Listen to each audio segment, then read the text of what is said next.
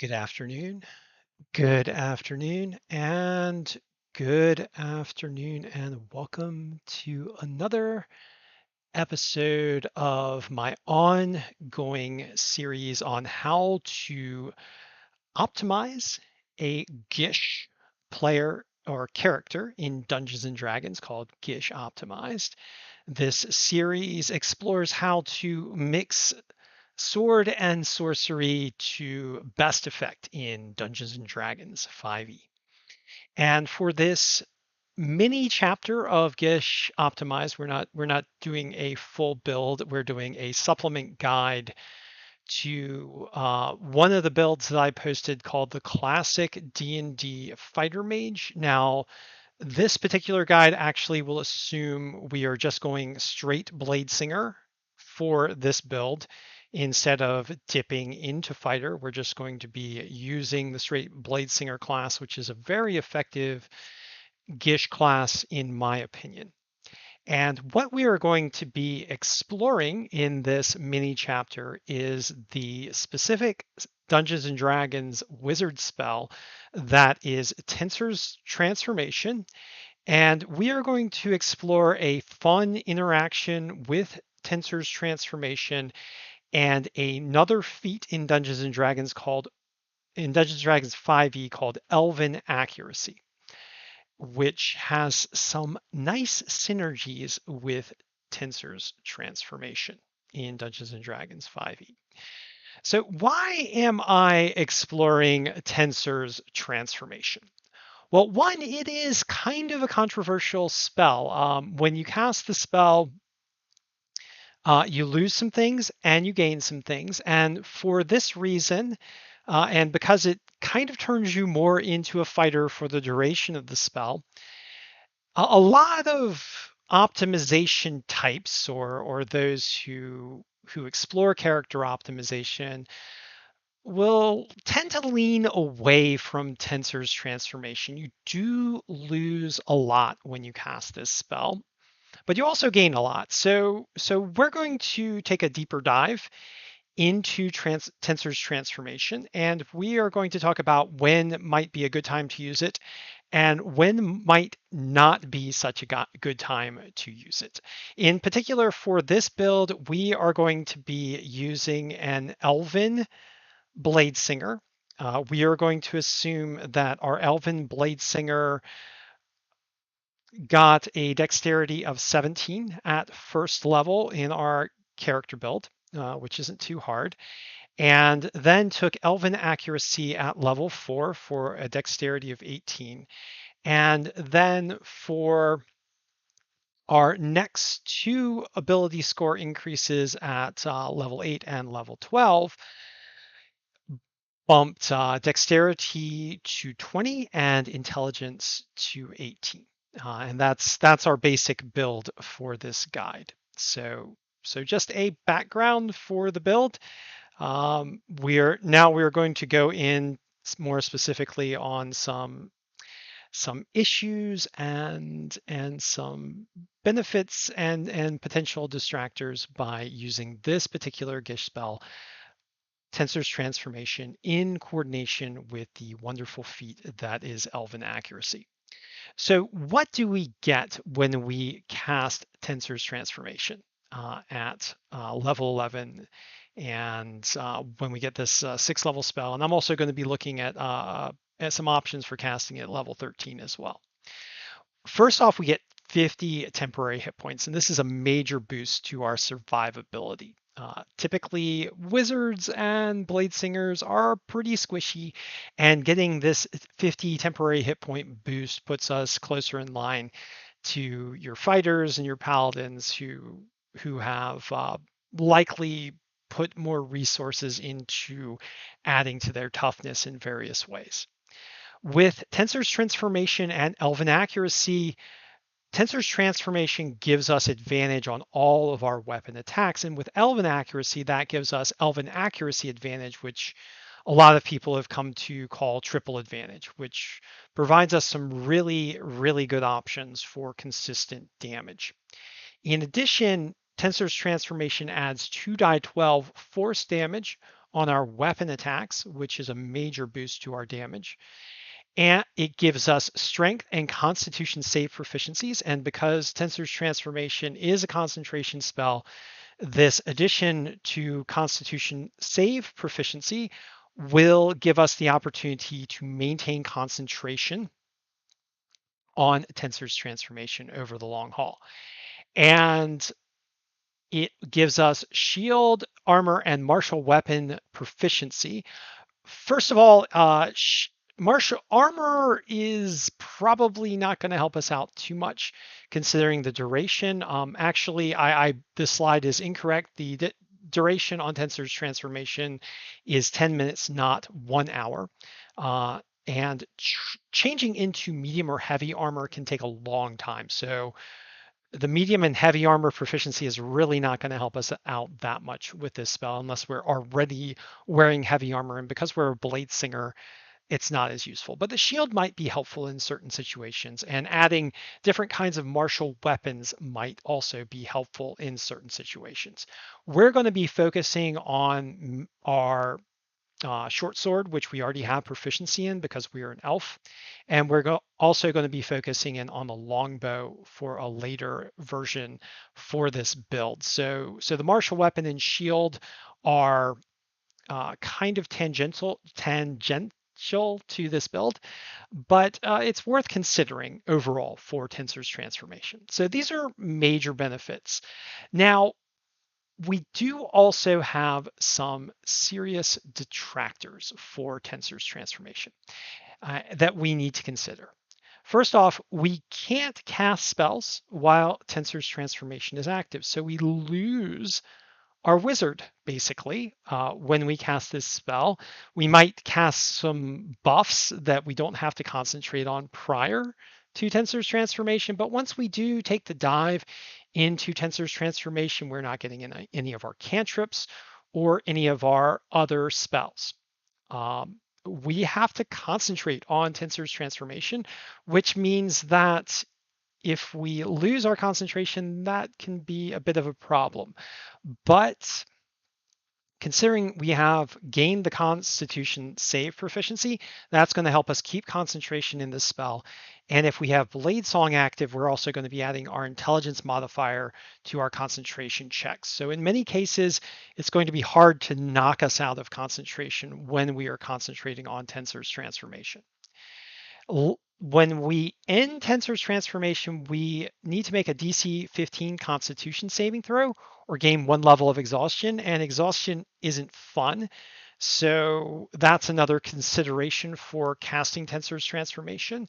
If we have a higher Constitution save, or we have a Paladin, for example, in our party that's going to help to buff our saves generally, this is going to make this easier for us. But if we have a lower Constitution save, we might tend to steer more away from Tensor's Transformation.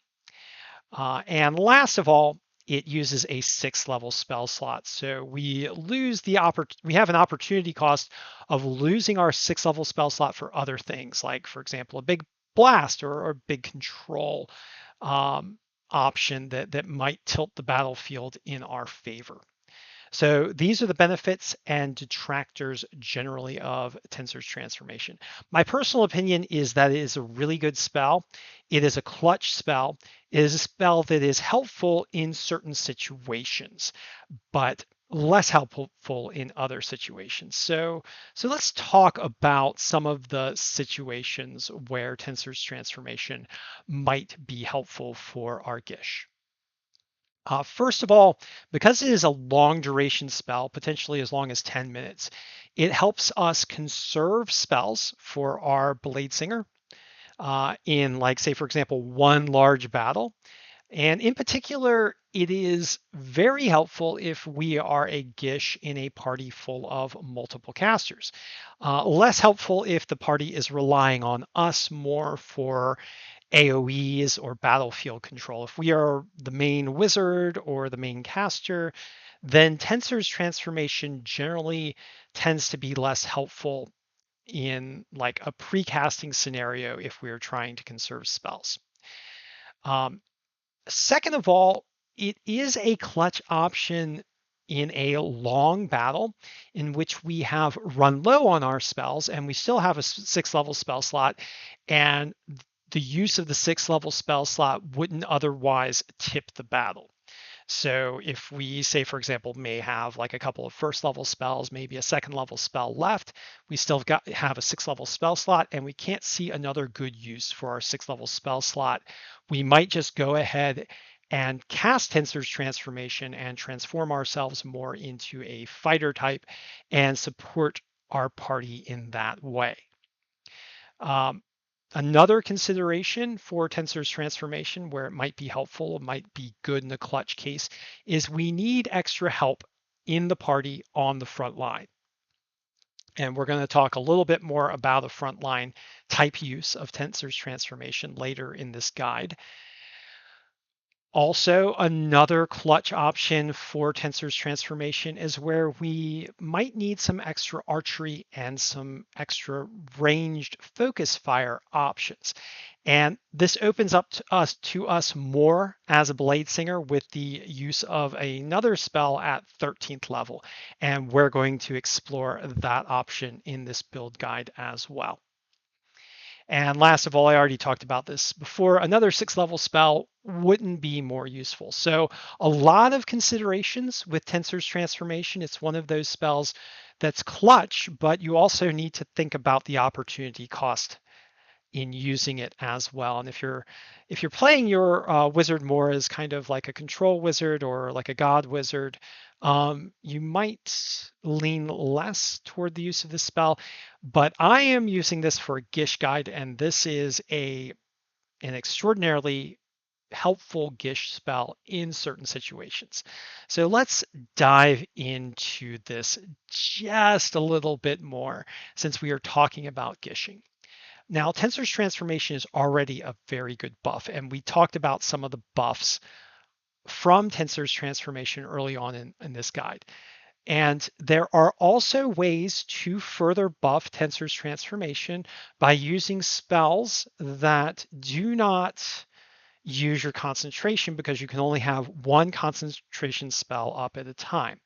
So if you're planning to use Tensor's transformation, say, for example, at the end of a big battle where you've run out of resources, some buffs that you might want to have cast prior are Fire Shield, which is nice because it gives you either cold or fire resistance, and some passive reflective damage if you are hit. And because you are adding to your constitution, adding a constitution save proficiency, and because you're adding 50 temporary hit points, that Fire Shield is going to be providing that reactive damage over a longer period of time. Another spell that you might want to have cast prior to casting Tensor's transformation is Longstrider. Longstrider adds 10 feet to your movement speed, and in coordination with Bladesinger, if you have Bladesong active with Tensor's transformation, you could have as much as a 50 feet movement speed. You're not going to be able to access your wonderful mobility options like Misty Step, for example, or longer range mobility teleportation such as Dimension Door while Tensor's transformation is active. So you might want to think a little bit more towards your mobility or providing for your mobility when you're using Tensor's transformation for a long haul. And last of all, the no concentration, amazing ranged buff as a bonus action, Crown of Stars is a fantastic buff if you are going to be using Tensor's transformation for archery and ranged attacks. So 3 buff spells to layer on top of Tensor's transformation for added effect. So moving on to our next slide, what I am going to do for you is provide some comparisons between an 11th level fighter and an 11th level Bladesinger in melee combat with Tensor's transformation active. And what we are going to be looking at is average damage per round, in comparison with a great weapon fighter, just a straight great weapon fighter. This is not really taking into account any fighter subclasses with this great weapon fighter. So just a very basic great weapon fighter. I'm assuming no magic items on either build. It is worth noting though that the fighter in general will gain more from magic items, particularly with a great weapon fighter. So just looking at the DPR comparison, the average damage for a Bladesinger with this build that I have given you using dual short swords and fire shield, and also taking into account the added accuracy coming from Elven accuracy that is giving us triple advantage, is 63.9. Now that's without the fire shield. If we have the fire shield up every time we're getting hit, we're doing an average of 9 fire or cold damage to an enemy that hits us.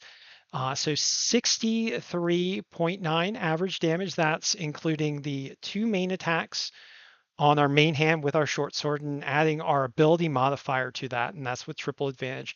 And then the one offhand attack that does not add our ability mod, but still does 2 die 12 plus 1 die 6 damage. So still doing pretty considerable damage with the offhand attack as well. So this is very substantial average damage per round. We're considering a relatively moderate to high armor class opponent. In this scenario, this does tilt the benefit toward us a little bit more than the fighter. The fighter is going to do much better against a generally lower armor class opponent. Now, the great weapon fighter is average DPR at this level is 32 against a moderate to high armor class opponent, and 51.6 if the great weapon fighter somehow manages to get advantage against this opponent. Now, it is worth noting that the great weapon fighter has a higher damage ceiling than we do, and considerably higher in a Nova situation when you take into account action surge. So what our Bladesinger does in this scenario is provide some great beans and bullets, average, consistent high damage in our combat for our party. So if we're in a melee combat and we need someone to help fill the gap and do consistently high damage, but not, for example, out Nova our big weapon fighters, then our Bladesinger is really going to help out and fill that role and do consistently higher damage in a round-to-round basis, though we don't necessarily get the big hero card for like a clutch scenario. Although our crits do look pretty good as we're adding an average of 16.5 damage every time we crit on top of our average damage.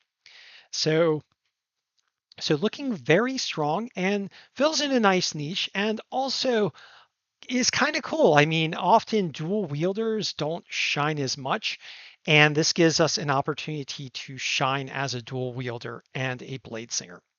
Now, looking at the other side of the equation with Tensor's transformation, looking a little bit at the resiliency side of it, our hit points plus THP in total are 116, and this makes us pretty tough.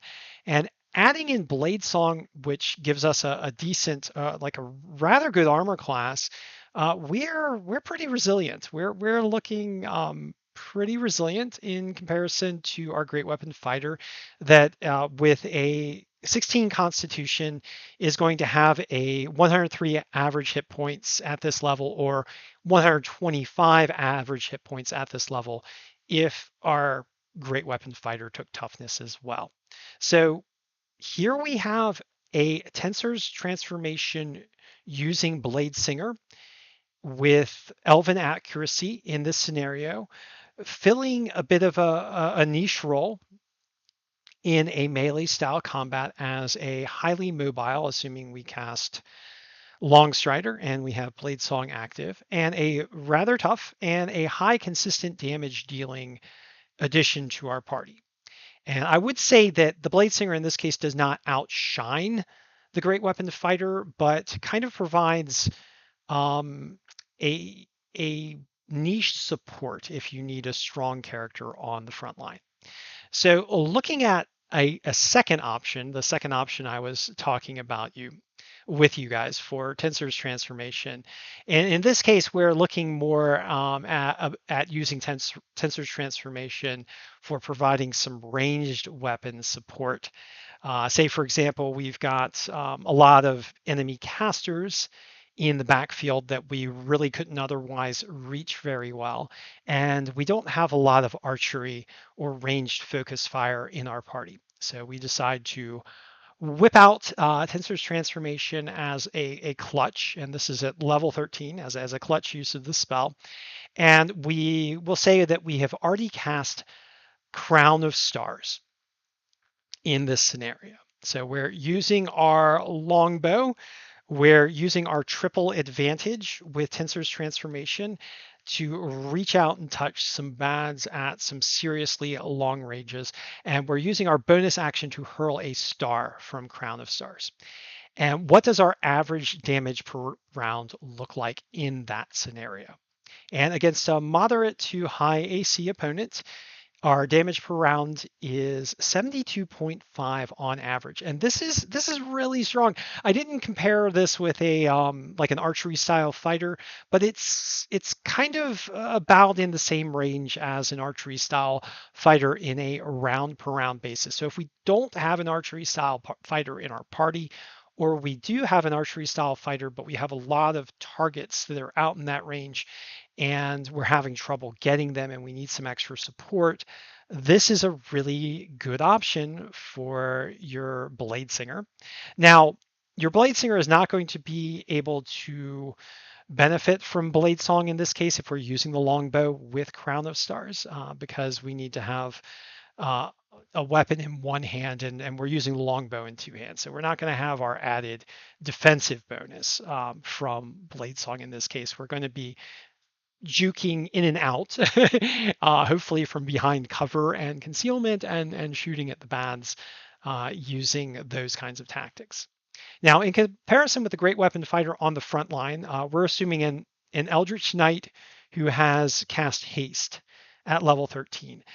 With no advantage against a moderate to high AC opponent, this Great Weapon Fighter is doing 41.5 average damage per round. And if this Great Weapon Fighter Eldritch Knight gets advantage, they're doing 66.4 average damage per round. And again, this Great Weapon Fighter does have a higher max damage potential and a higher Nova damage potential. So this Great Weapon Fighter is going to be more punchy than we are, but what we are going to be providing for this fight is consistently high average deep damage per round. So again, filling a very good niche and reaching out to hit the bad guys at long range and with triple advantage.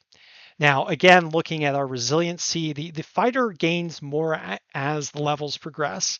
So the Tensor's transformation is static bonus.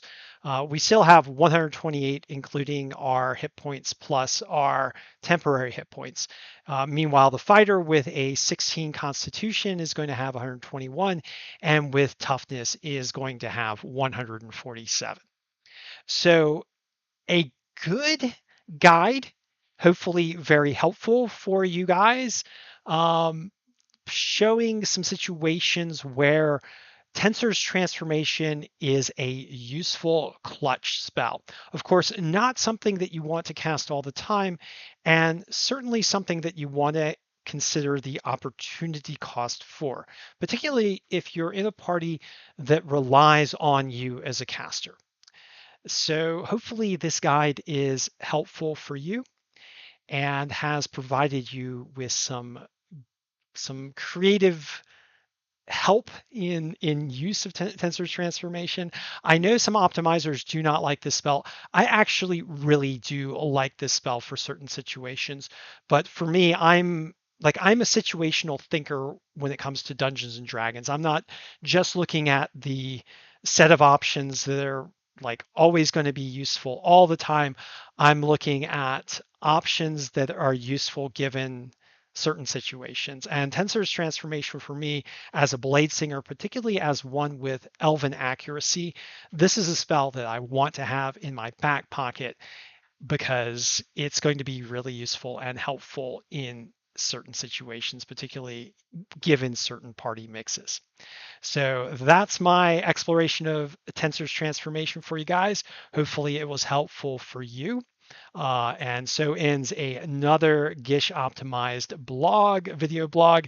Thank you for joining me, and I will be chatting with you soon. Next time, we're going to be looking at some homebrew feat options.